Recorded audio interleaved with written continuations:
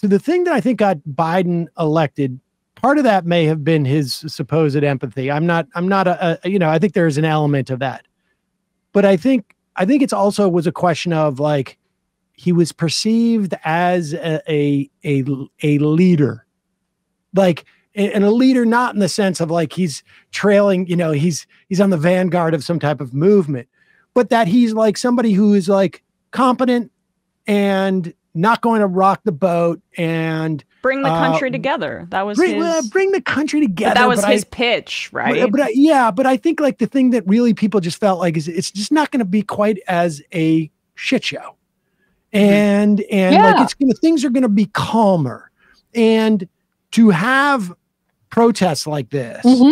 And to have this sense of like things are like sort of out of his control. It's starting to run out of control here. It makes it harder to differentiate. And I think they're trying to do this with the border. I think that's their theory, but I think they're mistaking the text for the subtext. So instead of like going to the border and saying, we need funding to make an orderly way for people to come in and to dreamers to have like an established, place in this country, and for DACA and DAPA, and for people who want to be here and have proven themselves, and maybe they've got to do it over 6 years or whatever it is. Like, you can take control of an issue without adopting the policies of Trump. Like I think the issue is less like they're in promoting this notion that there's a crisis there. It undercuts his leadership argument, and so rather than saying there's a crisis, it's like there's a failure of the Republicans to just do their jobs. And it is a manufactured crisis. The crisis is not with the number of people coming across the border any more than the crisis is like people want to get driver's licenses. If you don't hire people at the DMV, there's going to be a crisis because you're going to have more people in line than can be handled at the DMV. And that's the way that you could go in and show that level of competence. But instead they're out there, basically, it seems to me, trying to make it like, there's a crisis at the border. And that just seems to me to be a mistake, because that again undercuts the leadership argument. Absolutely. And of course, it's completely, it is not going to work. I will never understand why Democrats do this. If you run on a Republican issue like this, you're going to lose. This is, immigration crisis and caravans and all, migrant crime and whatever else this stuff is. These are not issues that Democrats win on. That is, it makes no sense for them to be running with, we're going to be just as tough at the border as Donald Trump is, except he won't accept our toughness, and so he's wrong. That is not, you're absolutely right. The way to have framed this is to say, look, we have a lot of ideas. We have many things that we think could help the asylum process and do things and make this thing work better. And they are not willing to do that. They're not willing to do anything because Donald Trump wants the issue for the election. That's it. Shut up after that. Just, you don't need to say anymore. Just let that sit there and let people look at that and go, you're right. I mean, which I think most people will. If you just put it that way, no, this is ridiculous. We're trying, we'll do things, we're negotiating, we'll meet people halfway. They won't do anything. So why are we talking about this? And let it go. Here is Biden speaking in Brownsville, Texas, near the border, talking about that bipartisan immigration legislation. I hated it. But that's the thing, is that like, you could have come up with any failed bipartisan legislation, right? There wasn't even a vote on it. True. And so, why are you alienating your own people who care about immigration? Well, that was the big thing, right? I mean, that was the whole thing about that stupid negotiation. Here's that clip. This compromise legislation will also give me, as president, or the next president, emergency authority to temporarily shut down the border between ports of entry when the numbers of immigrants and migrants, overwhelm the border. Pause it for a second. Okay. Now, how do you talk about giving yourself or the next president this unilateral authority when you're also arguing that the next president could be a psychopath. Exactly. Who doesn't like that people have an accent when they speak. Don't worry, Don. We're legalizing it all for you. So, why won't you accept what we're doing for you, Don? Bradley, clip it back up there. The authority to temporarily shut down the border between ports of entry when the numbers of immigrants and migrants, overwhelm the border, straining the Border Patrol's ability to process them. At the same time, at our legal ports of entry, like here in Brownsville, we're making investments in infrastructure. My bipartisan infrastructure law is going to provide nearly $4 billion new dollars to boost security, to ease waiting times at land and ports of entry like Brownsville. And I want to thank again Congressman Gonzalez for helping me get that through and get it passed as the law. That you get the money for example, that's how you got the money for the Gateway Bridge from that fund. Folks, the bipartisan border security deal is a win for the American people. And it's a win for the people of Texas, and it's fair for those who legitimately have a right to come here to begin with. It's a win for the people of Brownsville, and I believe that's why the Border Patrol Union endorsed it. I believe that's why the National Chamber of Commerce endorsed it, not known as a Democratic organization with a capital D. Look, and that's why the Wall Street Journal endorsed it as well. This is a truly bipartisan initiative. That's why the bipartisan South Texas Alliance of Cities endorsed it. Folks, I didn't get everything I wanted in that compromise bipartisan bill, but neither did anybody else. Compromise is part of the process. I'm curious, what is it that he wanted that he got out of that bill? I know he didn't get everything he wanted out of that bill, but why should the idea of funding this be the get here? Like, what is the get? There is no get. Without, by the way, any more liberal. I mean, the entire border element is all right-wing stuff. Funding and more militarizing the border, giving ICE more money. Okay, if you want to frame it as a compromise, what is the element of a path to citizenship? Modernizing our processing system so that people can get through the process and see a judge when they need to, and we have a better record and procedure for processing migrants. That wasn't even a part of the discussions, let alone what. Well, I mean, what is he talking about? Well, what I think, you got to step back a little bit and recognize just how brilliant it was that Mitch McConnell put together this idea of mixing the border deal with the Ukraine funding, because that was supposed to be the compromise. We'll get our Ukraine funding and you get your militarized border. Didn't work out because the Republicans wouldn't take yes for an answer on their border side, but it didn't work out for the Democrats either. And McConnell and the Republicans brought that to the Democrats and said, look, and they did it in the most insidious fashion. And I don't know if they even meant this at the time, but it ended up working out, hey, we'll get, this will really work out. We'll get all those wingnuts over in the House to vote for this because it's got all this border stuff in it. And then we can get our Ukraine and Israel and Taiwan funding in there and maybe a little bit for Gaza too. But, we'll just get that in there and they'll run with it because, it's immigration and you know how they feel about that. Meanwhile, you got Donald Trump running foreign policy down in Mar-a-Lago, and he sees that this issue is good for him and he wants to keep it, and they basically trap the Democrats into and don't tell me that they didn't know they were doing this. They knew that they were going to inflame the Democratic coalition. If for chance imagine if the deal had gone through, what the left, on top of they're all already feeling about the Gaza policy, this immigration bill had gone through as well.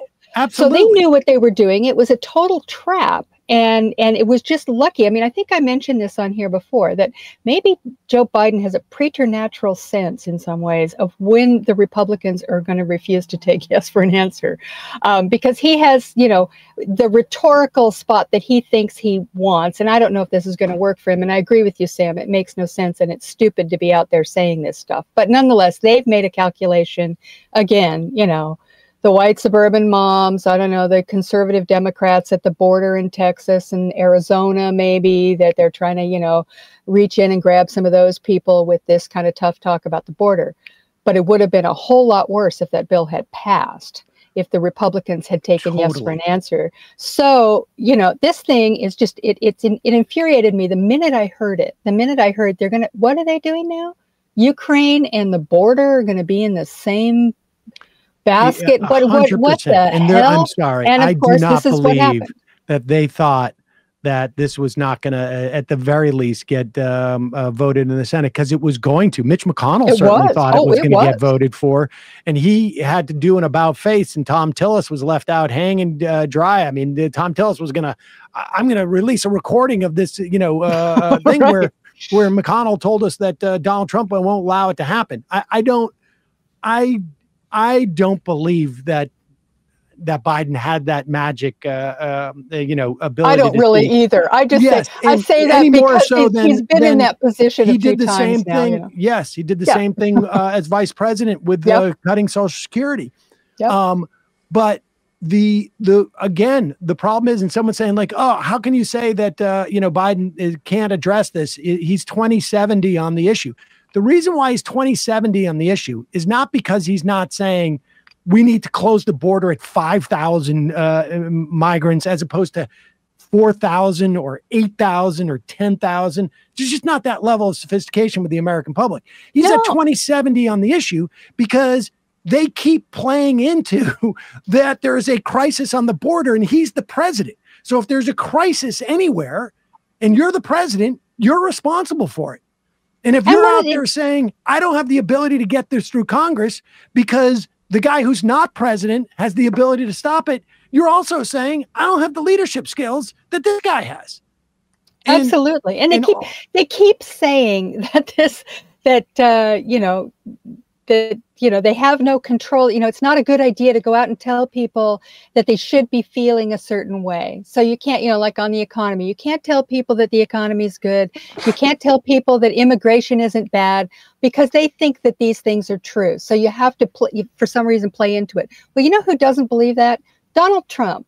Donald Trump tells people what he wants to tell people because he wants them to believe it. And for half the country, almost, that works. And by the way, if you have the additional, benefit of those things being true, you have to tell people what's going on. You have to actually say it. You have to go out there. You can't pander to some vibe thing that the border is a crisis and that migrants are killing everybody in the streets, in the cities, and whatever else is going on out there. You have to tell people the truth. If you do, a lot of people will go, wow, you know, gee, I heard that such and such was happening. I mean, we dealt with this with George W. Bush in 2005, saying that Social Security is a train wreck. Mm-hmm. And there were some in the Democratic Party who were like, well, you know, there is going to be a shortfall of funding in 2033 or whatever it was. And, you know, in 2034, there's going to be the trust fund's not there. And what won the day and destroyed George Bush over it was the Democrats saying, no, you're talking about, you know, junk in a car because the radio is bad. Let's fix the radio. And then the car keeps running fine. And that's the way that you approach that argument. You're playing on his territory. And meanwhile, like, you should be out there. There's plenty of material to talk about Donald Trump's why his proposals on immigration are wrong. Here is clip number 9. Here's Donald Trump talking about immigration. So you could go in and say, like, I'm not going to do his policies. And he's trying to stir this up. Like, we need real immigration reform, and the Republicans just won't do it. All they'll do is this. These are the people that are coming into our country, and they're coming from jails, and they're coming from prisons, and they're coming from mental institutions, and they're coming from insane asylums, and they're terrorists. They're being let into our country. And it's horrible. It's horrible. And, you know, I know many of the leaders of these other countries that are doing it. And it's not just South America. It's all over the world. The Congo, a very big population coming in from jails from the Congo. You look at the jails now, you take a look at the jails throughout the region, but more importantly, throughout the world. They're emptying out because they're dumping them into the United States. And these guys try and make like, oh, isn't it wonderful?